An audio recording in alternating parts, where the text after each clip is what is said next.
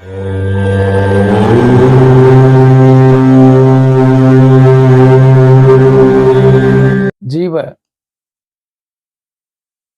சிவம் ஆன்மீக YouTube channel நண்பர்களுக்கு அடியேன் சரவணனின் ஆத்ம வணக்கம்.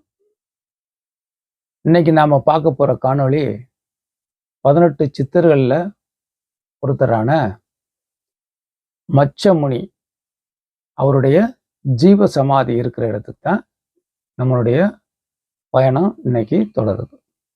இது திருப்பரங்குன்றம், மதுரை பக்கத்தில் இருக்க திருப்பரங்குன்றம் மலை மேல நம்மளுடைய சித்தர் மச்சமுனியோட ஜீவ சமாதி இருக்கு. இப்போ அந்த இடத்துக்கு பயணிப்போம் வாங்க. ஆத்ம வணக்கம். வணக்கம். இப்போ நாம் இருக்கிற இடம் திருப்பரங்குன்றம், முருகருடைய 6 படை வீட்டில் முதல் படை வீடான திருப்பரங்குன்றம். அந்த கோவில் வாசலில் தான் நாம் இப்போ நிற்கிறோம். இந்த மலை மேலே தான் சித்தர் மகான் மச்சமுனி அவருடைய ஜீவ சமாதி இருக்குது. இப்போ இதுக்கு மேலே மச்சமுனி சமாதிக்கு போகிறதுக்கு 2 வழியாக இருக்குது. இப்போ நாம் போகிற வழி வந்துட்டு தர்கா வழியாக போகும். பழனி ஆண்டவர் கோவில் வழியாக இந்த மலை ஏற்றம் ஆரம்பிக்கும். கொஞ்சம் தொலைக்கு இதில் வந்துட்டு படி இருக்கும், அதுக்கப்புறம் பாறைகளாக இருக்கும், நிறையா மரங்கள் இருக்கும். அதனால் நமக்கு இதில் போகும்போது களைப்பு தெரியாது. இன்னொரு பாதை இருக்குது. அந்த பாதை வந்துட்டு வெறும் படிக்கட்டாகவே இருக்கும். கீழே இருந்து அது இன்னொரு பக்கத்துலேருந்து மேலே நேராக ஏறி வரணும். இது வந்துட்டு கொஞ்சம் பார்க்குறதுக்கு கண்ணுக்கு குளிமையாகவும் மரம் செடி கொடியெல்லாம் நிறையா இருக்கும். பாதை நடக்கிறதுக்கு கொஞ்சம் நமக்கு மனசுக்கு இதமாக இருக்கும் இந்த இடம் போகிற வழி. அதே மாதிரி மேலே போயிட்டோம்னாக்க கொஞ்சம் தொலைக்கு மேலே போனோம்னா அதோடைய வியூ, கீழே இருக்க நீர்நிலைகளும் ஊரும் நமக்கு அற்புதமாக காட்சி கொடுக்கும். இப்போ நாம் அந்த இடத்துல தான் நின்று பார்த்துக்கிருக்கோம். ஒரு பாறையிலேருந்து இதை பார்த்துக்கிருக்கோம். இப்போ நாம் இருக்கிற இடத்துலேருந்து நேராக தான் மாயாண்டி சித்தருடைய கோவில் இருக்குது, ஆலயம். அந்த பாறை நம்ம பார்த்துக்கிருக்கோம். இப்போ நாம் பார்க்குற இடம் எவ்வளவு அற்புதமாக இருக்குது பார்த்தீங்களா? அந்த இடத்துல நம்மளுடைய இஸ்லாமிய சகோதரர்களும் அந்த வழியாக தான் பயணித்து வர்றாங்க. ஏன்னா அது வழியாக தான் வந்துட்டு சிக்கந்தர் பாதுஷா, இப்போ நாம் நிற்கிற இடம் சிக்கந்தர் பாதுஷா தர்காவுக்கு போகிற வழிக்கிட்ட நிற்கிறோம். அவரும் நம்மளை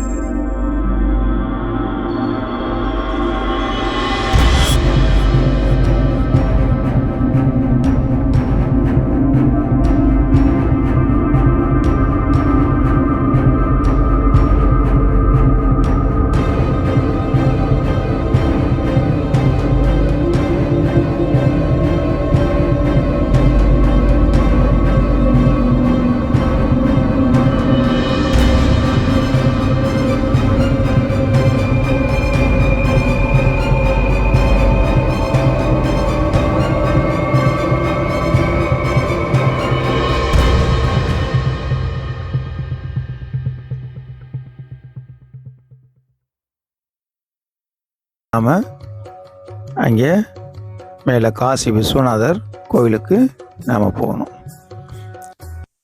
அந்த காசி விஸ்வநாதர் கோவிலுக்கு பின்னால் தான் இந்த பாருங்கள், இந்த குரங்குலாம் கூட்டமாக இருக்குது பார்த்தீங்களா? இவங்கெல்லாம் நிழலில் இளைப்பாரிக்கு இருக்காங்க. இந்த இடத்துல ஒரு மண்டபம் இருக்குது. இந்த மண்டபம் எதுனா மழை காலத்துலேயும் வெயில் காலத்துலேயும் கொஞ்சம் நாம் ஓய்வு எடுத்துகிட்டு போகிற மாதிரி இருக்கும். இந்த மண்டபத்துக்கு அப்புறம் நாம் கீழே இறங்கினோம்னாக்க அந்த காசி விஸ்வநாதர் ஆலயத்துக்கு போகிற வழி கிட்டத்தட்ட நெருங்கி பக்கத்தில் வந்துட்டோம். ஒரு அரை மணி நேர பயணம், கீழே இருந்து 35 நிமிஷம், அதிகபட்சம் 35 நிமிஷம் இந்த பயணம். இப்போ நாம் காசி விஸ்வநாதர் கோயில்கிட்டே வந்துட்டோம். இதுதான் காசி விஸ்வநாதர் ஆலயம். ஆலயத்துடைய நுழைவாயில் இந்த இடம்தான். இந்த இடத்துல காசி விஸ்வநாதர் ஆலயத்துக்கு பின்னால் தான் சித்தர்